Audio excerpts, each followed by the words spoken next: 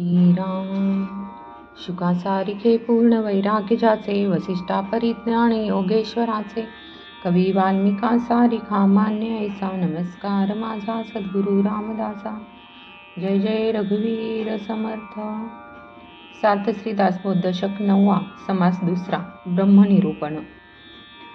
अनुभवाचे प्रकार 2.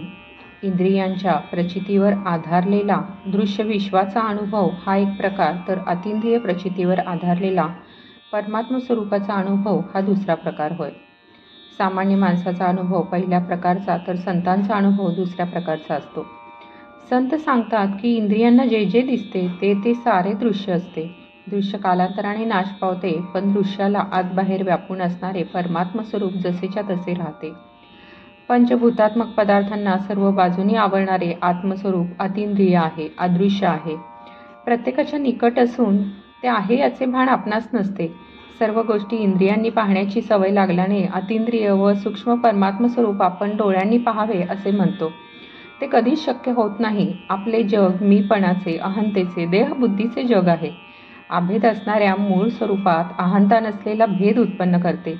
मी ब्रह्म आहे हा देखील अहंतेचा भ्रमच समजावा. शब्द आणि त्यांचा अर्थ, वाणी आणि विचार हा अहंतेचा प्रांत होय. अन्वय म्हणजे स्वरूपाचा आहेपणाचा विचार करणे व व्यतिरेक म्हणजे स्वरूपाचा नाहीपणाने विचार करणे. हे दोन्ही प्रकार शब्दांचा खेळ असतो. खरे स्वरूप शब्दांच्या पलीकडे आहे. चारी वाणी जेथे अडतात तेथे शब्द कसा पोचेल? शब्द नाशवंत आहे. शब्द व अर्थ मागे टाकून अनन्य होण्यास शिकावे. प्रथम शब्द ऐकावा, मग त्याच्या अर्थाचे मनन करावे. मनन करता करता अर्थरूप होऊन अखेर त्यात विरून जावे. तेथे शब्द निशब्द होतात. मी व माझे लटके पडते आणि प्रकृती व पुरुष दोन्ही लय पावतात. या अनुभवापर्यंत पोहोचलेला महापुरुष बोलला तरी त्याचे मौन भंगत नाही. त्याने कर्म केले तरी तो काहीच करत नाही. सगळ्यात असून तो कशातही नसतो. यालाच ब्रह्मज्ञान असे म्हणतात. आकाराला आलेले सगळे नाश पावते, पण वस्तूंना आतबाहेर व्यापणारे परमात्म स्वरूप जसेच्या तसे राहते. ते डोळ्यांनी पाहावे असे वाटते, पण ते तसे पाहता येत नाही. जे जे काही आकार घेऊन आलेले असते ते अखेर नाश पावते, पण परमात्म स्वरूप मात्र सदा सर्व काळ जसेच्या तसे राहते. जे सर्व वस्तूंचे सारतत्व असते ते पूर्णपणे सत्य असते. ते कधीच खोटे होत नाही. ते सदैव सगळीकडे भरून राहते. तेच भगवंताचे स्वतःचे रूप होय. त्याला स्वरूप असे म्हणतात. शिवाय त्यास आणखी पुष्कळ नावे आहेत. स्वरूपाला ओळखण्यासाठी नाम हा एक संकेत आहे. त्याची कल्पना येण्यास दृष्टांत द्यावा लागतो, परंतु ते स्वरूप सर्व नामांच्या व दृष्टांताच्या पलीकडे अगदी जसेच्या तसेच असते. सर्व दृश्य पदार्थांच्या आतबाहेर ते स्वरूप भरून आहे, तरी पण सर्वसामान्य लोकांपासून ते गुप्त आहे. प्रत्येकाच्या अगदी जवळ असून देखील ते त्यांना नसल्यासारखे झालेले आहे. भगवंताचे हे वर्णन ऐकून सामान्य माणसाला वाटते की भगवंताला डोळ्यांनी पाहावे, परंतु डोळ्यांनी त्यास बघायला जावे तर जिकडे तिकडे केवळ दृश्य तेवढे आढळते. दृश्य हा दृष्टीचा विषय होय. वस्तू दृश्य होऊन डोळ्यांनी प्रत्यक्ष पाहता आली म्हणजे आपण वस्तू पाहिली असे वाटून संतोष होतो, पण केवळ डोळ्यांनी पाहणे हे काही खरे पाहणे नव्हे. जे जे डोळ्यांना दिसते ते नाश पावणारे असते असे सांगणारे एक श्रुतिवचन आहे. यद दृष्टम तद नष्टम. म्हणून डोळ्यांना जे दिसते ते स्वस्वरूप नव्हे. स्वरूपाच्या ठिकाणी भास नाही, दृश्याच्या ठिकाणी भास आहे, मिथ्यापण आहे. भास नाशवंत असतो असे वेदांतशास्त्र सांगते. आपण जेव्हा डोळ्यांनी पाहतो तेव्हा फक्त दृश्य दिसते. सदवस्तू किंवा स्वस्वरूप कला दृश्याहून अगदी वेगळी आहे.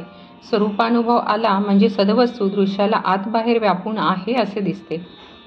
स्वस्वरूपाला कोणताही आभास नाही, कोणताही गुण नाही, म्हणून त्यास ओळखण्याची काही खूण सांगता येत नाही.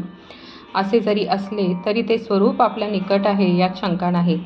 आता दृष्टांताने त्या स्वरूपाची थोडी कल्पना श्री समर्थ आपल्याला देतात. आपण आकाश पाहतो त्यावेळी आपल्याला आकाश दिसले असा भास होतो. आकाश वेगळेपणाने आपल्याला दिसतच नाही, कारण सर्व बाजूंना ते पसरलेले असते. त्याचप्रमाणे परमेश्वर सर्व दृश्य वस्तूंना सगळीकडे आतबाहेर व्यापून आहे. भगवंताचे स्वरूप पाण्यात व्यापून आहे, पण ते भिजत नाही. पृथ्वीमध्ये ते व्यापून आहे, पण ते झिजत नाही. अग्नीमध्ये ते व्यापून आहे, पण जळत नाही. ते चिखलामध्ये व्यापून आहे, पण बुडत नाही.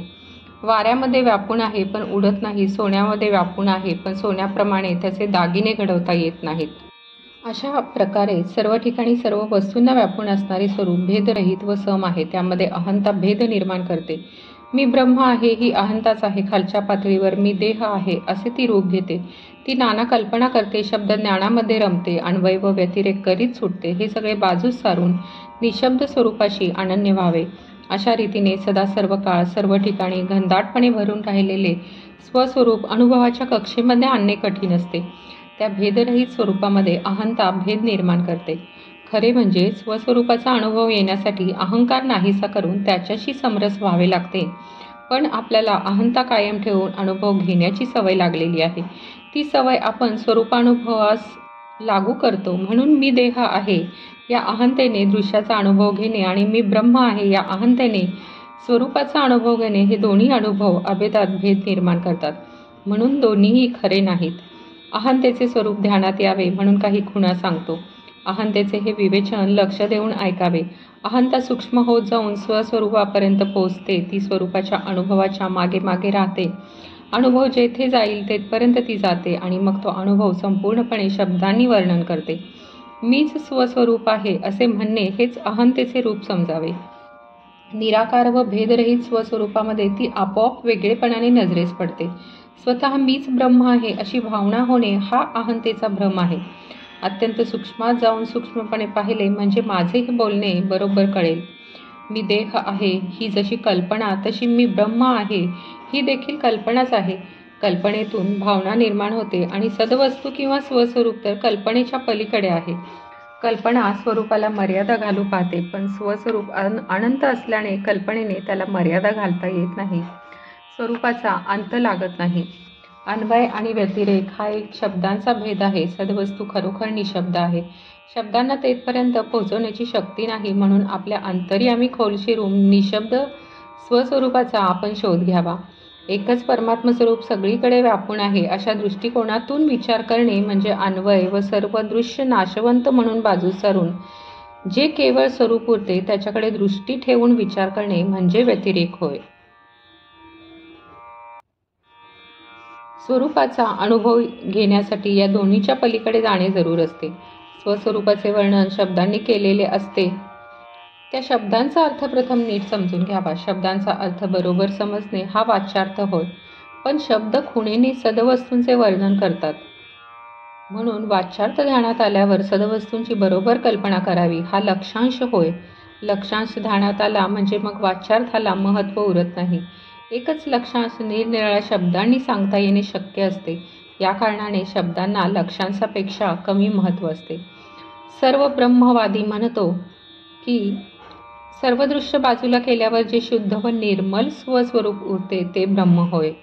ब्रह्मवर्णनाचे हे दोन प्रकार केवळ शब्दांपुरते भिन्न आहेत. दोन्ही लक्षांश जे परब्रह्म ते अगदी एकच एक आहे. तेथे भेद उरत नाही. सर्व ब्रह्म आणि विमल ब्रह्म हे दोन्ही पक्ष वाच्यांशामध्ये आटून जातात. शब्दांच्या पलीकडे त्यांचे क्षेत्र नाही. शब्दांच्या कक्षेतच ते वावरतात. स्वस्वरूप हे दोन्हींचा लक्षांश आहे. तिकडे लक्ष घातले की हे दोन्ही पक्ष गळून पडतात व त्यांचा नाश होतो. लक्षांशावर लक्ष केंद्रित करून स्वस्वरूपाचा अनुभव घ्यावा. स्वरूपाच्या अनुभवामध्ये शब्द बोलण्याचे काम नाही. कारण शब्दांच्या पलीकडे असणारा अनुभव शब्दांनी सांगताच येणार नाही. निशब्दाच्या अवस्थेमध्ये जाणे ही स्वरूपानुभवाची मुख्य खूण आहे. म्हणून त्या अनुभवामध्ये शब्द बोलण्याची उर्मीच उरत नाही. परा, पश्यंती, मध्यमा आणि वैखरी या चारही वाणी स्वस्वरूपानुभवाच्या ठिकाणी ओस पडतात, शून्य होतात. म्हणून तेथे शब्द चातुर्याचे काम उरत नाही. तेथे शब्दांची कला लटकी पडते. आपण शब्द उच्चारला की तो लगेच नाश पावतो. म्हणून शब्द अशाश्वत असतो. शब्दांचे अशाश्वतपण आपण प्रत्यक्ष पाहतो. त्यात आणखी इतर पुरावा नको. शब्द प्रत्यक्ष नाशवंत आहे. म्हणून तत्त्वज्ञानामधील वाद अखेर गळून पडतात. सर्व ब्रह्मवाद आणि विमल ब्रह्मवाद असे पक्ष स्वरूपानुभवामध्ये शिल्लक उरत नाहीत. अनुभवाचे लक्षण ऐकावे. अनुभव म्हणजे स्वस्वरूपाशी अनन्यपणा होय. आता अनन्यपणाचे लक्षण सांगतो. अन्य नाही ते अनन्य. जेथे दोनपण किंवा दुसरेपण किंवा निराळेपण किंवा वेगळेपण नसते ते अनन्यपण असते. उदाहरणार्थ आत्मनिवेदन. अहंतेने वेगळेपण किंवा अनन्यपण येते. अहंता गेली की संग गेला, कारण दुसरा कोणी असल्याखेरीज संग जगू शकत नाही. म्हणून अहंता गेली की आत्मा एकच एक आत्मपणाने जसाच्या तसा उरतो. मी आत्मा आहे अशी आत्मपणाची जाणीव आत्मस्वरूपास नसते. असे केवळ स्वरूपाने असणे हेच अत्यंत संगरहित असण्याची खूण आहे. वास्तविक ही अवस्था शब्दांच्या पलीकडे आहे. आपण तिची कल्पना येण्यासाठी शब्दांनी तिचे वर्णन केले. अनन्य झाल्याखेरीज स्वरूपानुभव नाही. आपण अनन्य कसे व्हावे याची पद्धत आता सांगतात. खरे म्हणजे सद्वस्तूंचे स्वरूप शब्दांनी सांगता येण्यासारखे नाही, परंतु संत वचनांवर मनन व चिंतन केले तर ते आकलन होऊ लागते. या दृश्य विश्वामधील तत्वांचे विवरण करावे, निर्गुण ब्रह्माचा शोध घ्यावा, आपण कोण आहे हे नीट पाहावे, म्हणजे स्वरूप कसे आहे ते कळू लागते. स्वरूपाविषयी बोलणे थांबून त्याचे अखंड मनन करावे. त्याचे मनन करता करता त्यामध्येच लीन होऊन जावे. अशा रीतीने स्वरूपाशी अनन्य झाल्यावर माणूस महापुरुष बनतो. त्या महापुरुषाला मौन फार शोभून दिसते. स्वरूपानुभवामध्ये शब्दांचे शब्दपण नाहीसे होते. शब्द शब्दपणाने विरून जातात. हीच अवस्था सांगताना श्रुती नेती नेती असे नाही हे उद्गार काढते. ती असे का म्हणते याचा स्वतःला प्रत्यक्ष अनुभव येतो. अशा प्रकारचा स्वरूपानुभव आल्यावर तर्काच्या व अनुमानाच्या मागे लागणे हा केवळ दुराभिमान समजावा. तर्काच्या मागे लागण्याचा हट्ट धरणे हे मीपणाचे लक्षण आहे. पण हा मी कसा आहे तो पहा. अनुमानाचा हट्ट धरणारा मी अज्ञानी आहे, त्याला काहीच कळत नाही. हा मी मुळातच खोटा असल्याने त्याचे बोलणे चालणे खोटेच आहे. त्याचे माझे पण सगळे खोटे आहे, काल्पनिक आहे. त्याला मुळीच स्थान नाही. त्याचे सारे बोलणे अर्थहीन नसते. हा मी आणि त्याचे सारे व्यवहार प्रकृतीजन्य आहेत आणि प्रकृती तर खोटी आहे. म्हणून खोट्या प्रकृतीच्या स्वभावातून निर्माण होणारा मी व त्याचे बोलणे चालणे या गोष्टी देखील तितक्याच खोट्या आहेत. स्वरूपानुभवामध्ये प्रकृती आणि पुरुष या दोघांचा निराश होतो. दोघांच्या स्वरूपात लय घडतो. मग त्या ठिकाणी प्रकृतीतून प्रकट होणाऱ्या मीला विशेषपणे वेगळेपणाने अस्तित्व उरणे अगदीच अशक्य आहे.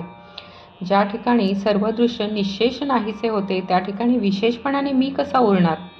मौन पाळणारा एक माणूस म्हणाला, मी मौन व्रत धरले आहे. त्याच्या या बोलण्यानेच त्याचे मौन भंग पावते. त्याचप्रमाणे जे अगदी निश्शेष आहे ते विशेष आहे म्हणणे म्हणजे निश्शेषपणा नाहीसा करण्यासारखे आहे. म्हणून स्वरूप अनुभव घ्यावा, त्यात राहून मौन भंगू देऊ नये. सर्व काही करून काही केले नाही असे निसंग असावे आणि दिसायला वेगळे दिसून अनुभवाने अगदी मुळीच नसावे. इति श्री दासबोधे गुरुशिष्य संवादे ब्रह्मनिरूपण नाम समास दुसरा समाप्त. जय जय रघुवीर समर्थ.